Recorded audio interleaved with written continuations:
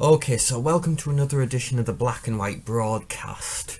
So, on this episode, I was wanting to spotlight the Debt Collector and its newly released sequel.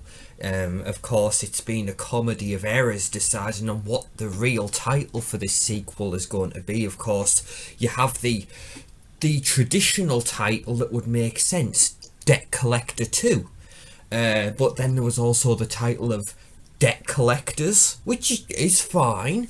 Debt Collectors is what it's been released under over in the US. Here in the UK, however, the title that they have decided on is truly baffling, really. For some reason they've decided, let's call it Payback. Oh no, not the Mel Gibson movie. No, apparently this sequel to the Debt Collector is going to be known as Payback. Don't know why, but it is. But it's alright though. For the purposes of this and for the purposes of maintaining our sanity, shall we say, we'll just call it the Debt Collector and the Debt Collector 2. We'll keep it simple, alright? So this really, we've got two films now, and it's becoming quite the action franchise, really. If you love your buddy movies, this is really something that you should check out. You've got Scott Adkins and you've got Louis Mandylor. They are the stars, our heroes of these two movies, who we will follow through thick and thin. Unlikely event after unlikely event, things getting just more and more outlandish and wacky as time goes on. This is a match made in heaven. You talk about some of the classic buddy combinations that we've had over the years. Obviously, you have Mel and Danny in the Lethal Weapon franchise. You look at Beverly Hills Cop 2, and you look at the dynamic that Eddie Murphy had with Judge Reinhold and John Ashton. You look at, of course, Bruce Willis and Sam Jackson in Die Hard with a Vengeance. Christopher Lambert and Mario Van Peebles in Gunman. A good recent example is Ryan Gosling and Russell Crowe in The Nice Guys. Well, now we've got another good modern example in Scott Adkins and Louis Mandylor. These guys are pure dynamite together. So obviously, let's get started with the first movie. Directed by Jesse V. Johnson, of course, executive produced by Scott Adkins. I have to say, they seem like a really winning combination, Scott Adkins and Jesse V. Johnson, because they've worked together multiple times, obviously on the two Debt Collector movies, but also Triple Threat and Accident Man, and of course the Trinity of Scott Adkins, Jesse V. Johnson, and also Louis Mandylor also worked on Avengement. So it's a really great team that you've got here, because those movies, Accident Man, the two Debt Collector movies, Avengement, Triple Threat, these are really, really good. I mean, they're the B movies to be sure, but they are really, really good movies. And also, the way we are now, the current landscape, the way it's been for the past couple of years, B movies, direct-to-DVD movies, direct-to-streaming movies, that's not a bad thing. I mean, I appreciate, way back when, in the 80s and the 90s, obviously you had the direct-to-video movies, and that was kind of a death sentence for a lot of films. It's not like that anymore. Oftentimes, some of the output on the direct-to-DVD market is better than a lot of stuff that gets released theatrically. Like, obviously, those movies that we mentioned there, they're better than some of the modern action blockbusters, like the likes of Taken 3, Die Hard 5, some Bloodshot most recently. Yeah, the stuff that's been released theatrically, you look at that and then you look at this stuff and you think, this is the stuff that should be in theatres. Yeah, and probably one of the best modern action franchises we have at the moment is the John Wick franchise. And obviously you have the Raid movies from Indonesia. But another good burgeoning action franchise. We've got 2 movies so far, but The Debt Collector, if they do a 3rd one, and I really hope they do, what a great action trilogy we'll have here. And also it would be a nice branching off point, because obviously you have the Wick movies, but I suppose the Wick movies leave something to be desired, I suppose you could say, if you like that buddy dynamic, because obviously John Wick is a lone wolf. Whereas if you want a buddy action adventure, go with The Debt Collector. So yes, let's get into the story here. So obviously in the first movie, you have Scott Adkins introduced. He's living in LA. He's got his own martial arts dojo. So it's established from the get-go. This is a guy who is, he can handle himself. And it's very well set up from the get-go. He's a down-on-his-luck martial arts instructor. He's struggling to pay the rent on his dojo. And a couple of guys come round to basically make him an offer he can't refuse. And basically he dishes out a whooping on them for good measure and sends them packing. And following this event, he draws the attention of a certain associate of a guy named Tommy. Tommy is basically, he's one of the big bosses in LA. So basically they say, right, you're hard up for money, fair enough. I tell you what, why don't you come work for me as a debt collector, and you'll be set. You won't have to worry about paydays anymore. That'll all be taken care of. You can get back on track. You'll be good to go. So Adkins' character ums and ahs about it, but eventually decides, you know what, let's do it. But he's forewarned going into it that it's not easy work. It'll take a toll on you mentally. It's the kind of work you're gonna lose your soul doing. But again, he said, well, needs must. I need the money. So he's paired up with Louis Mandylor. Louis Mandylor is basically the senior guy. And obviously, we follow him over the course of a weekend, and they're going on various jobs. And, Scott Adkins is just... He suffers. He suffers through the entire thing. He's just...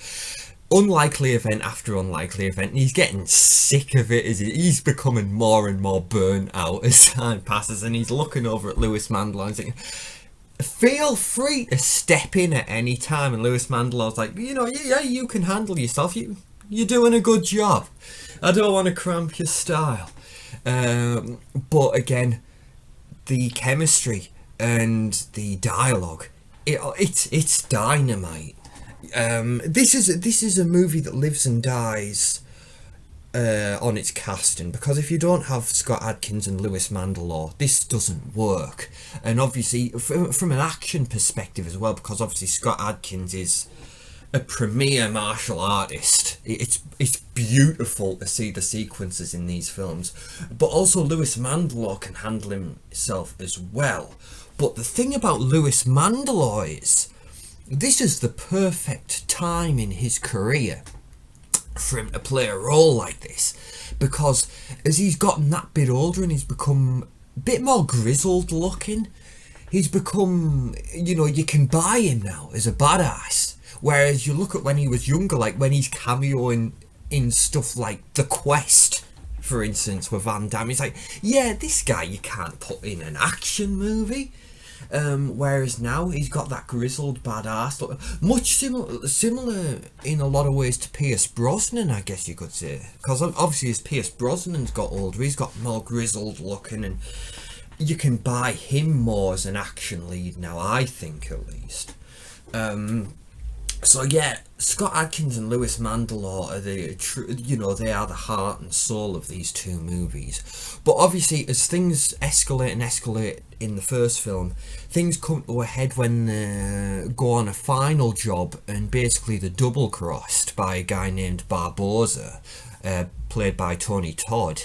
He basically double crosses him, and things go real south real fast. A lot of people end up dead, and we think that Scott Adkins and Louis Mandylor have both been they get out of there, but it looks as though they've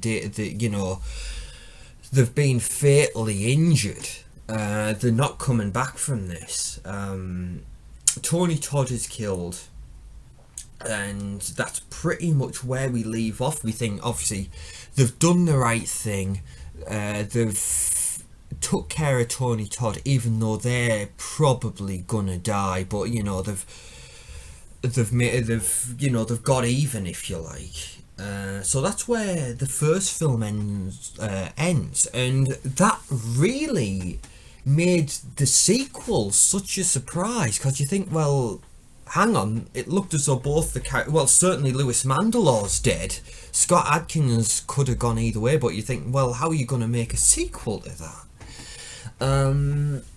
And for this is one of these movies, the sequel, Debt Collector 2, that there was a real quick turnaround on this. This film, right, I didn't even know about until they'd announced, oh yeah, we finished filming Debt Collector 2, and we were like, what?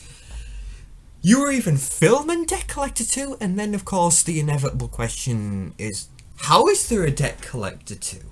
And then, obviously, that trailer drops, where Scott Adkins and Louis Mandylor come face to face in that bar, and Scott Adkins says, you're supposed to be dead. And we're like, yeah, you're supposed to be dead. And then, obviously, Louis Mandylor just brushes it off. You're absolutely right. It's another story for another time. And you're like, oh.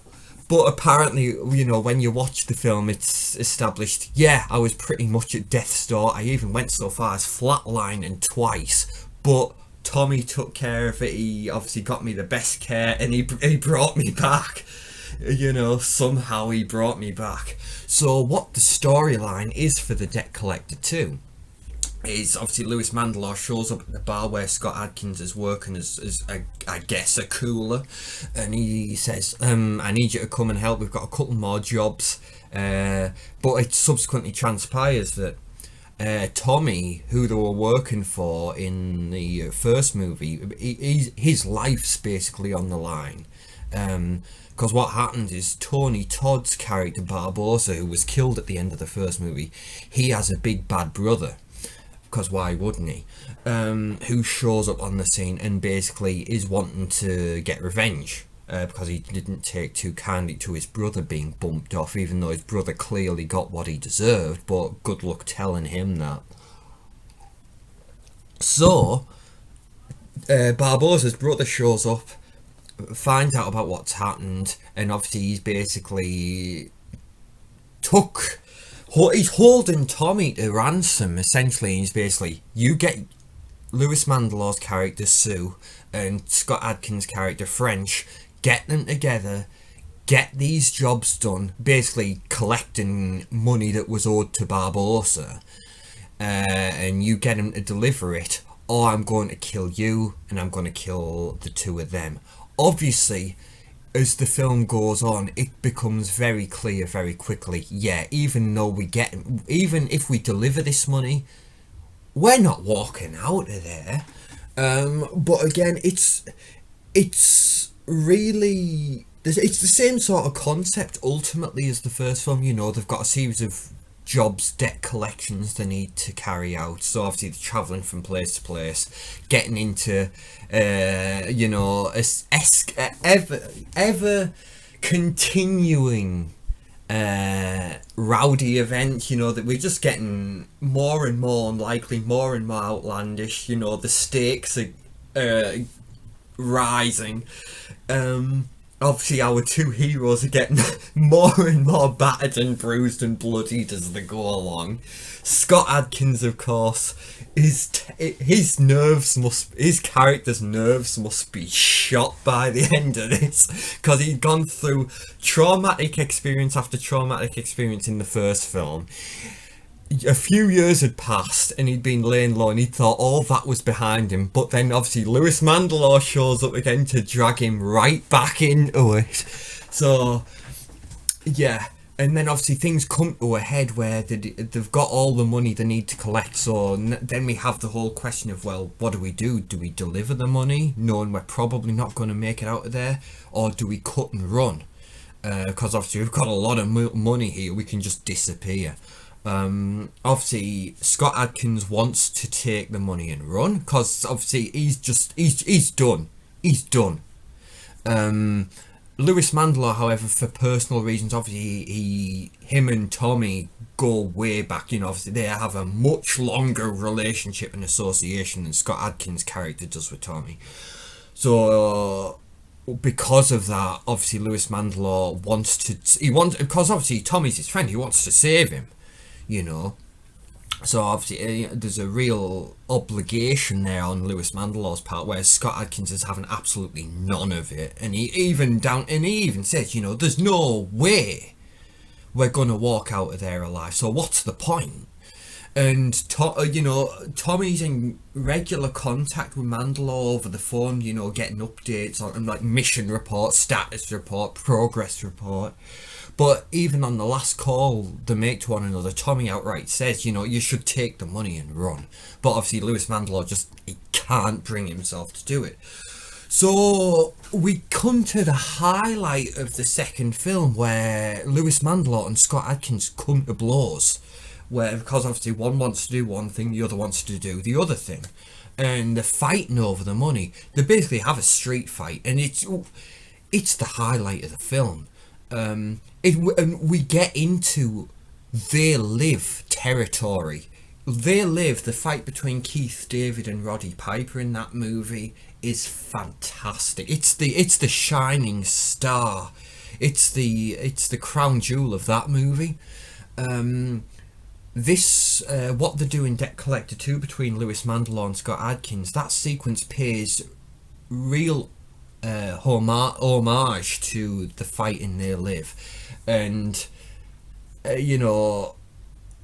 the sequence you wouldn't believe, because they both give as good as they get. It's a real back and forth. I mean, obviously there's always that knee-jerk reaction, like, oh, it's Scott Adkins' movie, and obviously we know what Scott Adkins can do, so under normal circumstances it'd make sense that it'd be pretty one-sided and Scott Adkins would come out on top. No, Lewis Mandelaw does really good, and they do a good job of, this movie, more so than the first one, I would say, does a good job of realising, yeah, both of these guys are the heart and soul of it's about both of them, whereas obviously the first movie is pretty focused on Scott Adkins. In this movie, it's much more evenly distributed, and as the film goes on, I'd probably go so far as to say it even does become Lewis Mandelaw's movie in a lot of ways. But the fight sequence that they have, because this is a movie that is full of beautiful action sequences, but this takes it, and it's a hell of a sequence. So that's kind of where it reaches boiling point. Obviously these guys come to blows. Lewis Mandelaw ends up walking away with the money, and he goes and tries to save his friend, and then obviously that's where things things go south. Things go south, as we know it would. And even Lewis Mandelaw at this point has resigned himself to the fact that, yeah, things aren't gonna go to plan here, but I've got to try and save my friend. And then obviously we have the final set piece where we come face to face with Barbosa's brother and his goons. But yeah, this movie, the first film is great, and I don't understand, because if you look the films up, both of the films up on the IMDb, they've got middling reviews, like between the 5 and 6 star range. That's an insult. It's a barefaced insult. Really is. It's a slap in the face to everyone involved. But hey ho, apparently, what do I know? But honestly, these two films, the first one is great, and this one really maintains the quality and even levels up in a lot of ways. You know, it really deepens the relationship between the two guys, as it should.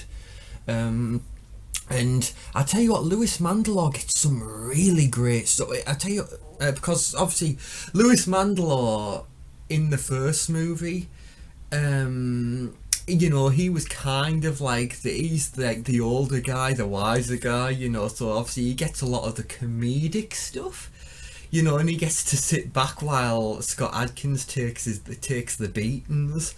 But in this, he's given a lot more depth in this one. Lewis Mandelaw is, and Lewis Mandelaw gets the chance as we get into the second half of the film to really demonstrate some legitimate acting chops.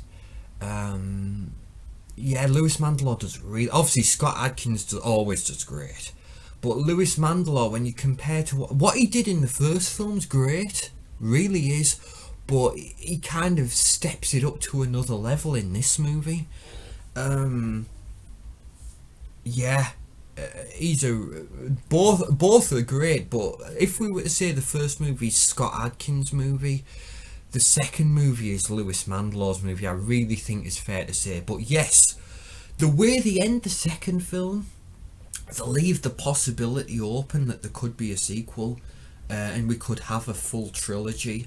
I really, really hope that they take the plunge and that they do come back for another one. And if you want to cap it at a trilogy, that's fine. Obviously, there's something nice and neat about a trilogy. But it would just be great to have these guys back for one more. But it's very important they don't do a Beverly Hills Cop 3, because obviously the Beverly Hills Cops first one was great, second one was great, and then obviously things really went south on the third film. Yeah, it's very important we don't get into a situation like that. But again, I think the secret is you keep that winning combination of Scott Adkins, Lewis Mandelaw, and Jesse Johnson directing it. Yeah, because it's really, you know, you want a great buddy action comedy, you want a great modern one. Obviously you've got The Nice Guys and this, well, both movies, Debt Collector and Debt Collector 2. And it's stuff like this that really makes me excited for it keeps me engrossed and enthusiastic about the direct-to-DVD market. And people are talking, obviously it's very topical at the minute with the whole pandemic that's going on, how it's hit the movie industry hard. Movies like this are gonna, you know, could very well be the future, because you know, there's been a bubble, an ever-growing bubble over the last 10 years of bigger and bigger budgeted films, obviously 100, 200, $300 million movies. And obviously people like James Cameron and Martin Scorsese, Steven Spielberg, they've came out and said obviously this bubble's gonna burst, it's unsustainable. And when it does, and it's after this, it may already be happening. Stuff like The Debt Collector, like $20-30 million movies that would ordinarily be on the direct-to-DVD circuit, that are B movies to be sure, but are real, still good quality. You've got great characters, great action. This could be the way forward, you know. And that wouldn't be such a bad thing, you know. This is what we could be left with, and that wouldn't be such a bad thing. Because obviously, Debt Collector, obviously another film I've talked about a lot is Escape Plan 3. It wasn't so hot on the first Escape Plan. I liked Escape Plan 2, but even Escape Plan 3 was, for me, is the best of the three. And that is another low budget B movie. You've got a good selection of, obviously, Stallone, you have Batista there, and you have obviously Max Jang and Daniel Bernhardt. And it was a film that was shot very quickly inside a 2-3 week period.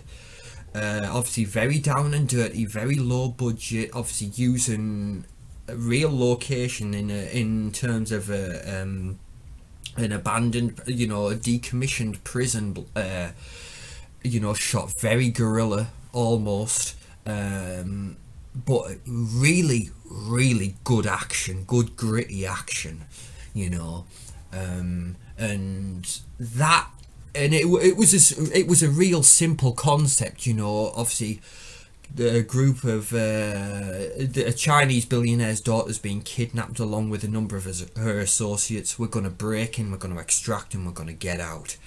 Simple and a good, it meets that criteria. It's less than 90 minutes. There's something that 1 hour 20 to an hour and a half, that 80 to 90 minute window is perfect. Obviously this Debt Collector and Debt Collector 2 run a little longer there, more towards the 100-minute mark, but obviously the chemistry and the action, the dynamic that Lewis Mandel and Scott Adkins have going on, you're willing to invest that extra bit of time.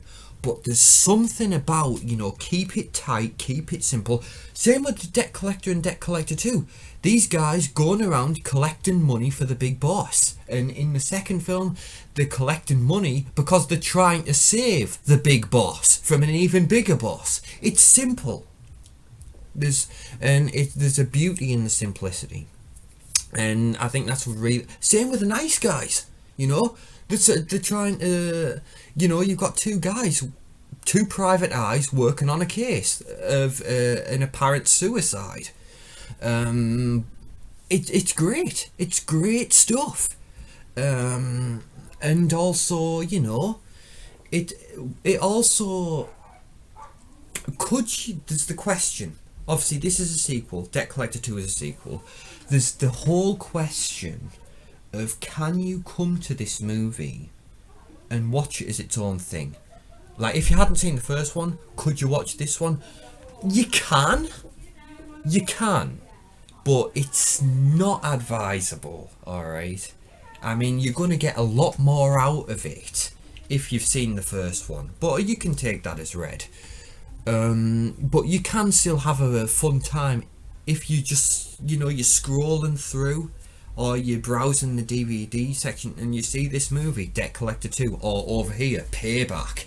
Yeah, you can watch it as its own thing, and there's a beauty to that. Like, you could watch any of the Lethal Weapons without seeing a previous film in the franchise. Like, you could go straight to Lethal Weapon 4 theoretically if you wanted to. Granted, if you'd seen the previous 3, you'd get more out of it. Same with Escape Plan 3, you can watch that as its own thing. But again, granted, if you've seen the first 2 beforehand, you get more out of it. But yeah, there's because you get so sick of... It's the only downside of franchises, it's becoming a lost art of telling a complete story in one movie. Whereas this, it does kind of do that. Like, the first Debt Collector tells its own story, this Debt Collector 2 tells its own story, and there's a beauty to that, and I think that's another selling point. But yeah, that wraps it up really, because obviously it's clear I'm just blabbering at this point. But yeah, really simple, low budget, but great writing, great characters, and great action, and that goes to the whole point that we've talked about before. Doing action movies, getting the right people involved who know how to shoot action. Obviously, Jesse Johnson comes from a stunt background like Chad Stahelski, the helmer of the John Wick films, and that is immediately apparent because obviously Jesse Johnson knows how to shoot the action, and you have Lewis Mandelaw and Scott Adkins who know how to do the action, and that's worth its weight in gold. And that's why Debt Collector and Debt Collector 2 really deserve to be discovered. If you obviously, I appreciate they've kind of fallen under a lot of people's radars. Debt Collector is the first one is on Netflix. It's also available on DVD and digital. Debt Collector 2 or Payback is currently available for digital download. July 6th is when it's released on DVD and Blu-ray, so keep an eye out. Yeah, and check it out if you haven't seen them. And with the second one just coming out, it's the perfect opportunity to double dip, pick them both up and do a double bill. I think you'd really be able to, if you love that action comedy buddy movie dynamic, you'll really dig the hell out of this one, or these two I should say. But again, that brings this to a close. I hope we get a third one. Please feel free to share your thoughts in the comments. I'd really love to get people's thoughts on it, because these two movies, they deserve to be enjoyed and discovered and given the praise and the recognition that they deserve, because they're a lot better than a lot of modern action blockbusters that get released theatrically, I'll tell you that. But anyway, thank you for listening to me ramble and just brainstorm and just the total word soup that I've unleashed. Thanks for sticking with me. Again, please feel free to share your thoughts in the comments, and thanks for checking this out. Hope you've enjoyed it, and I will see you all at some point in the future. Thank you everybody. Bye bye.